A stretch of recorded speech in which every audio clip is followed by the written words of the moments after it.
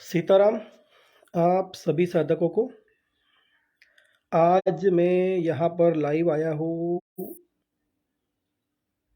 क्योंकि बहुत दिनों के बाद मैं यात्रा करके वापस अपने स्थान पर आ गया हूँ और मैं चाहता हूँ कि आप लोगों के साथ मेरा थोड़ा बातचीत हो जाए, क्योंकि बहुत समय से मैं लाइव नहीं आया हूँ, बहुत समय से गैप हो गया है। तो मैं चाहता हूँ कि फिर से हमारी बातचीत शुरू हो जाए। जो मेरे अनुभव रहे हैं वहाँ पर, उस अनुभव को मैं आपके साथ शेयर करना चाहता हूँ। जिस यात्रा पर मैं गया था, सीताराम आपको, हार्दिक जी, जिस यात्रा पर मैं गया था उस यात्रा में मुझे बहुत सारे अनुभव प्राप्त हुए हैं। उस अनुभवों को आपके सामने मुझे प्रस्तुत करना है। उस अनुभव के माध्यम से जो मुझे प्राप्त हुआ है वो आपको बताना है। वास्तव में मैं झारखंड गया था। वहाँ पर कुछ साधकों के जरूरी कार्य थे। स्मशान साधना के अंतर्गत कुछ प्रक्रिया करवानी थी, दीक्षा देनी थी, आदि बहुत सारी प्रक्रिया वहाँ पर थी। साथ ही साथ मुझे भी कुछ जरूरी साधनात्मक प्रक्रिया करनी थी स्मशान के अंदर, जो यहाँ पर उपलब्ध नहीं है और वहाँ पर पूर्ण रूप से उपलब्ध हैं, सारी सुविधाएं मिल रही हैं। इसलिए मैं झारखंड गया था। स्मशान साधना के मेरे जो अनुभव रहे हैं वो हमेशा से बहुत ही बढ़िया रहे हैं।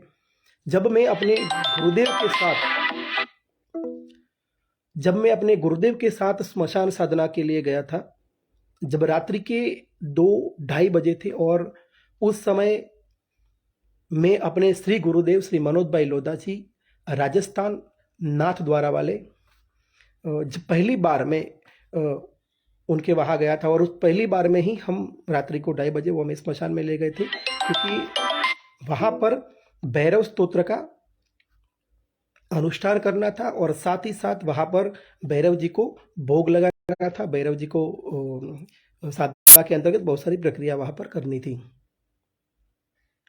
जब हम वहाँ पर गए तब गुरुदेव ने हमें क्रम से सारी प्रक्रिया सिखाई कि किस तरह आपको स्मशान के अंदर प्रवेश करना है, स्मशान से कौन सी शक्तियाँ होती है और कौन सी शक्तियाँ वहाँ की अधिष्ठात्री शक्तियाँ होती है, और उन शक्तियों को कौन सा भोग लगाया जाता है, उन शक्तियों को कैसे प्रसन्न करके आप स्मशान के अंदर दाखिल हो सकते हो।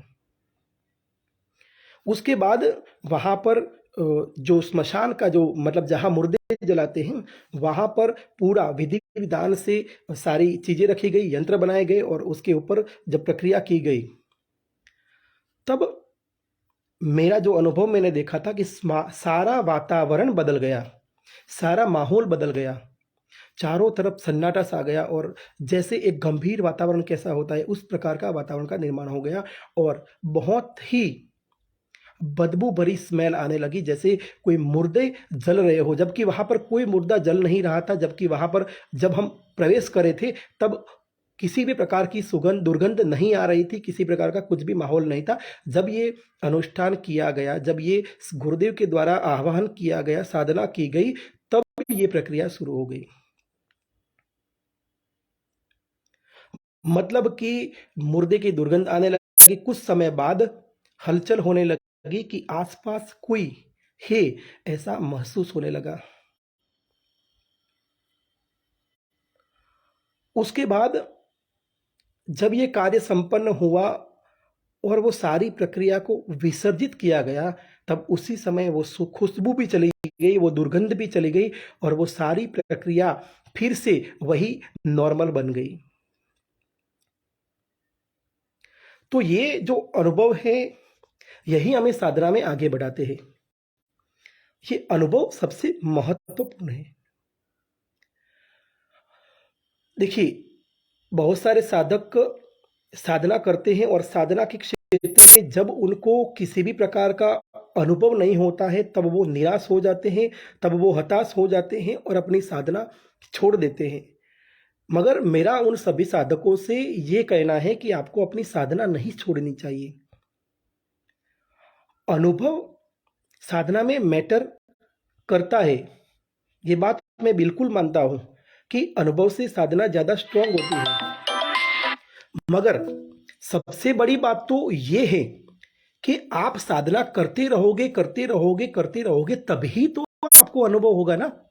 अगर आप साधना बीच में छोड़ दोगे, कुछ ही समय में निराश हो जाओगे, कुछ ही समय में हताश हो जाओगे, तो आपको कभी भी वो अनुभव प्राप्त नहीं होगा जो अनुभव प्राप्त करने के लिए आप साधना कर रहे हैं।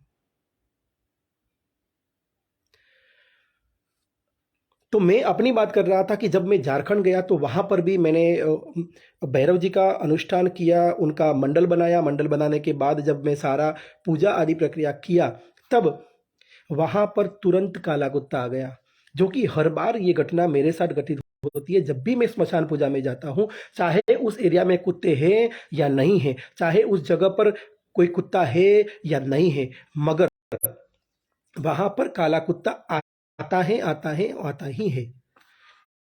और ये भैरव जी की कृपा है।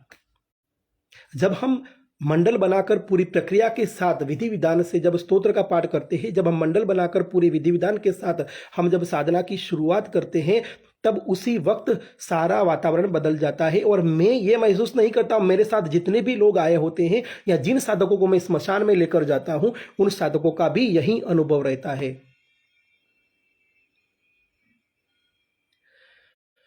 तो झारखंड में स्मशान साधना के लिए गया था और वहां पर एक बहुत ही बढ़िया मंदिर है, स्मशान काली का।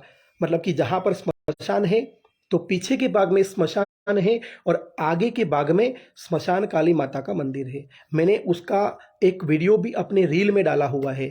मेरे जो मैं रील्स बनाता हूँ उस रील्स में मैंने माँ भगवती स्मशान काली का वीडियो भी डाला हुआ है। एकदम जीवंत मूर्ति है, उसके अंदर अत्यंत तेज है, अत्यंत ऊर्जा है, क्योंकि उस मूर्ति का जो निर्माण हुआ है उसके पीछे भी बहुत लंबी कहानी है। वहां पर एक अघोरी रहता था और उस अघोरी ने मुंड बनाकर उस मुंडों के ऊपर उस मूर्ति की स्थापना की है। जो मूर्ति मैंने आपको दिखाई वो नहीं, उसके सिवा नीचे एक मंदिर है, गर्भ नीचे जहां सीढ़ियों से उतरकर नीचे जाया जाता है, वहां पर वो मूर्ति है। और उस मूर्ति का तेज बहुत ही अद्भुत है, जिसका फोटो मैंने नहीं डाला है। मैंने जो वीडियो डाला है ऊपर वाला मंदिर है जहां बड़ी मूर्ति है मां भगवती की। तो ये जो प्रक्रिया है, ये जो ऊर्जा है, ये महसूस करने की कला आप सीख जाओगे, तब आप एक अच्छे साधक बन सकते हैं।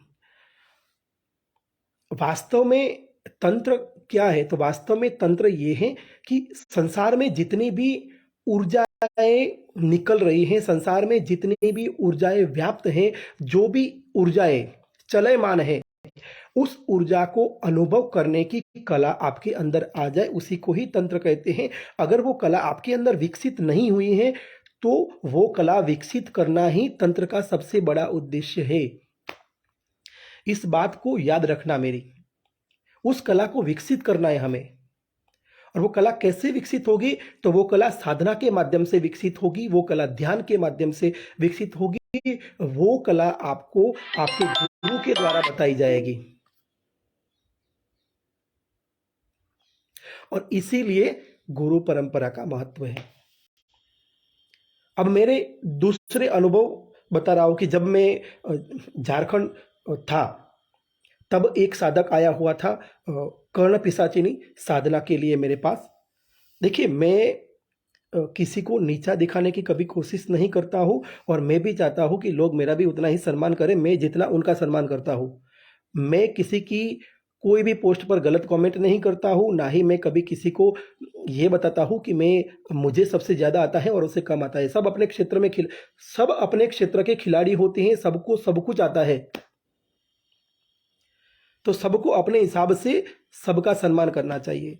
तो जो साधक मुझे मिलने आए थे, वो एक्चुअली वाममार्गी साधक थे, उन्होंने कौलमार्ग से दीक्षा लिया था और कौलमार्ग का दीक्षा है मतलब कि माँ भगवती महाविद्या की वो आराधना कर रहे हैं। चाहे वो कोई भी महाविद्या हो, वो महाविद्या की आराधना कर रहे हैं। और जब हम महाविद्या की आराधना कर रहे होते हैं, तब निम्न स्तर की शक्तियों में हमें नहीं जाना चाहिए, इस बात को याद रखिए।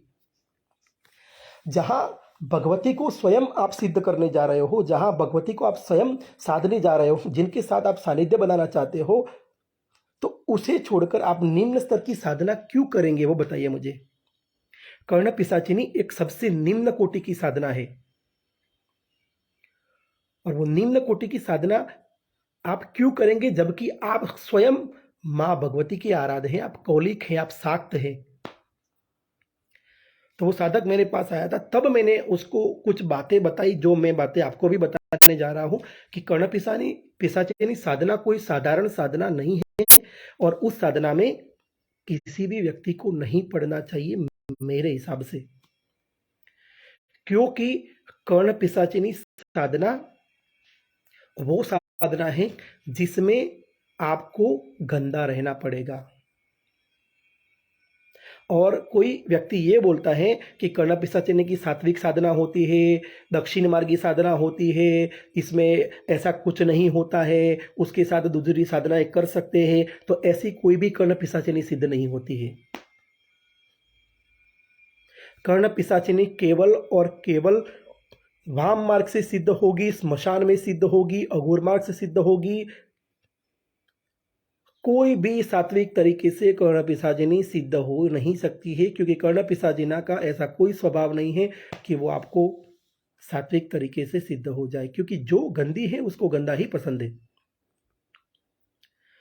तो जब वो साधक मुझे कर्ण पिशाचिनी के बारे में बता रहा था, तब मैंने महसूस किया कि उसके पास आधी अधूरी साधना सिद्ध की हुई है। उसको दूसरे भी साधकों ने बताया हुआ था कि उसके साथ कोई नकारात्मक शक्ति है, वो बात बिल्कुल सही है और उसके साथ नकारात्मक शक्ति थी, ये बात मैंने भी अनुभव की, क्योंकि उसके शरीर से एक अलग प्रकार की स्मेल आ रही थी, जो खासकर कर्ण पिशाचिनी वाले साधकों से शरीर से आती है। जब कोई कर्ण पिशाचिनी वाला साधक आपके पास आएगा तो उस स्मेल के आधार पर आप पता लगा सकते हो कि इसके पास कर्ण पिशाचिनी सिद्ध की हुई है। तो उस बात से तो हमें पता चला कि इसके पास पहले से ये साधना सिद्ध कर रखी हुई। उसने भी बताया कि मैंने पहले ये साधना करी थी मगर मुझे कोई अनुभव नहीं हुए और ना ही मुझे ये साधना सिद्ध हुई। तब मैंने उसको कुछ बातें बताई कि कर्ण पिशाचिनी साधना अगर आपको करना है, अगर आपको सिद्ध करना है, तो सबसे पहली बात ये है कि आपको वैराग्य ले लेना चाहिए, संन्यास ले लेना चाहिए, क्योंकि सीधी और सरल सी बातें जब वो सिद्ध होगी तब आपको सब कुछ बताने का प्रयत्न करेगी, सब कुछ बता देगी। आपका जो मित्र है वो आपके बारे में क्या सोचता है, आपकी जो पत्नी है वो आपके बारे में क्या सोचती है, आपका जो पुत्र है वो आपके बारे में क्या सोचता है, आपके माता पिता आपके बारे में क्या सोचते हैं, कौन सा व्यक्ति अभी आपके विषय में बोल रहा है, आपकी पत्नी ने अपने जीवन में कौन से कर्म पहले किए हुए हैं, आपके पुत्र ने कौन से कर्म किए हुए हैं, ये सारी बातें वो बताना शुरू कर देगी। और एक बात याद रखिए, जब तक पर्दे लगे हुए हैं तब तक सब कुछ अच्छा लगता है, जब पर्दे हट जाते हैं तो बहुत बड़ी मुसीबतें आती जाती है जीवन में। जब पर्दे लगे हो ना तो सब अच्छा लगता है कि मेरी पत्नी बहुत अच्छी है, मेरा पुत्र बहुत अच्छा है, मेरे माता पिता बहुत अच्छे हैं। जब वो पर्दे हट जाते हैं तब पता चलता है कि पत्नी आपके विषय में गलत सोच रही है, पुत्र आपके विषय में गलत सोच रहा है, तब बहुत बड़ा दुख होता है और उस दुख के मारे आप अपना जीवन सही तरीके से नहीं जी पाओगे। फिर दुख की गर्ता में ऐसे चले जाओगे ना, जहाँ से बाहर आना मुश्किल है। वहाँ से आप या तो पागल बन जाओगे या फिर सन्यासी बन जाओगे।